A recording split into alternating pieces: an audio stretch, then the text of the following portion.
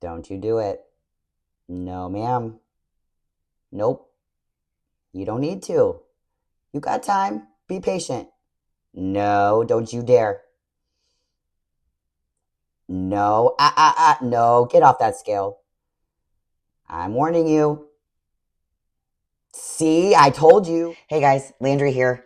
Hope you enjoyed that little goofy scale skit before I got into the actual education on why I did that. So, as a nutrition coach, I find that the biggest challenge that I have with my nutrition clients is the scale. We oftentimes fixate our attention on that number. So often I bring on new clients, their goal is weight loss. That's the majority of the clients that I have. Especially I work primarily with women. And I feel like there's been this expectation that a woman is supposed to be a certain size, a certain weight, whatever that looks like. That might not be the right weight for you. But what ends up happening is as we're going along this nutrition journey, weight loss journey, clients oftentimes will weigh themselves every day, which the scale can be a great tool when it comes to tracking progress. However, it can also derail progress very quickly. That being said, when I'm working with my clients, especially my weight loss clients, when I bring them on board, I want to set a clear understanding of expectation when it comes to check-ins, weigh-ins, all of the things. I don't want my clients obsessing over the scale. The only time you should be weighing yourself every day is like in my situation where I'm a competitive athlete. I have a weight class that I have to hit. I don't start weighing myself every day until the last week before I compete, before I weigh in, because otherwise I'm literally going to go crazy.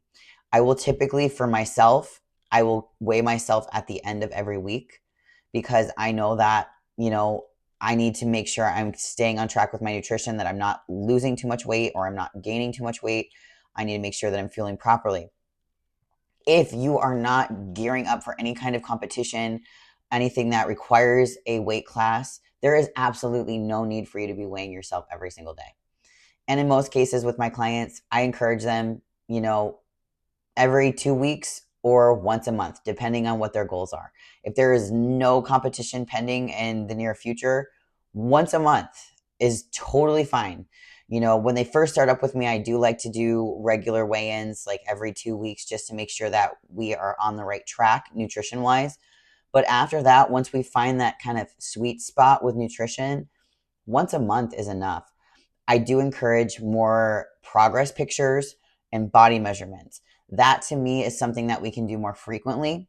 That's going to be a better opportunity to see the real changes that are happening, because with the scale, especially with women's bodies, we've got hormones, we've got Shark Week, we've got, I work with a lot of older clients where we've got perimenopause and menopause, PCOS, things like that, where water retention can happen overnight, where you could go from, a certain weight and then increase by, 2 to 5 pounds overnight and be like, what the heck happened?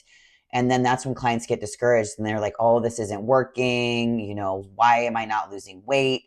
You also got to take into consideration training. So if you are new to a strength program and you're not used to it, your body can become inflamed from those workouts because you're breaking down the muscle tissue. You're creating inflammation in the body. So water retention happens. People oftentimes look at that increase as, oh my God, I ate something bad and now I gained 5 pounds of fat.